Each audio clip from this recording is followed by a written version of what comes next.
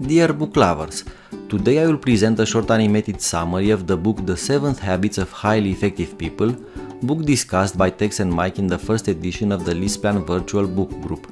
This book is about character development, which is far more important in life and in business than skills and competencies. You cannot be successful in business if you are not successful in life. We need to understand that we have our own values, attitudes and behaviors. The way we see things is the source of the way we think and the way we act. Before going any further, please have a look at the following picture. How old would you say the woman is? Some of you might see a 25-year-old woman. Some others will see a woman in her 60s or 70s. The question is, who is right? Two people can see the same thing, disagree and yet both be right. We see the world not as it is, but as we are. When we open our mouths to describe what we see, we actually describe ourselves, our perceptions. When other people disagree with us, we immediately think something is wrong with them. People see things differently, each looking through the unique lens of their own experience. Let's look at this circle of concern. These are things outside of our control, like politics, economy, weather. And let's look at this one, the circle of influence. These are things we can control. Attitude, hobbies, how to spend our free time. Reactive people, they focus on things they cannot control and complain all the time. On the other hand, proactive people, they realize their decisions determine their lives and choose to focus on what they can control and take action to improve things. Proactive people act, whereas reactive people are acted upon. This is habit number 1. Be proactive. This is about writing your own mission statement. Who am I? What do I value? What do I believe in?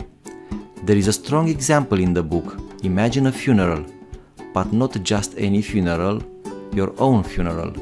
What would you like the participants to say about you? And what are you doing now is aligned with your mission statement? And this is habit number 2. Begin with the end in mind.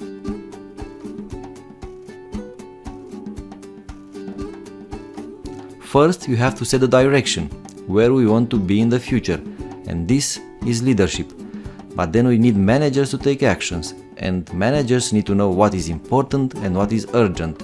If you decide education and health are the most important things in your life, but then spend time watching Netflix, you are not focusing on what really matters. And this is habit number 3. Put first things first.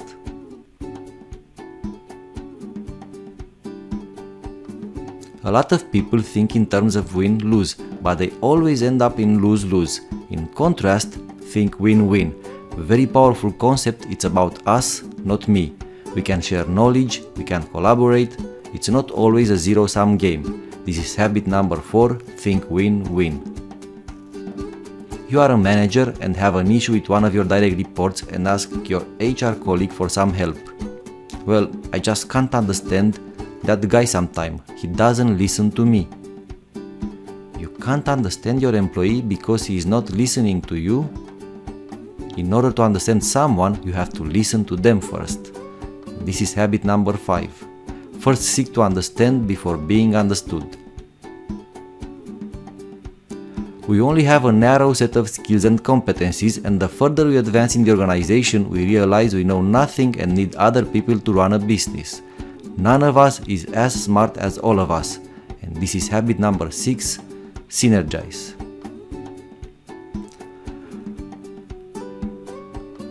Oh, this Excel file takes me 3 days to finalize every month. Why don't you let me help you with that? Well, I don't have the time.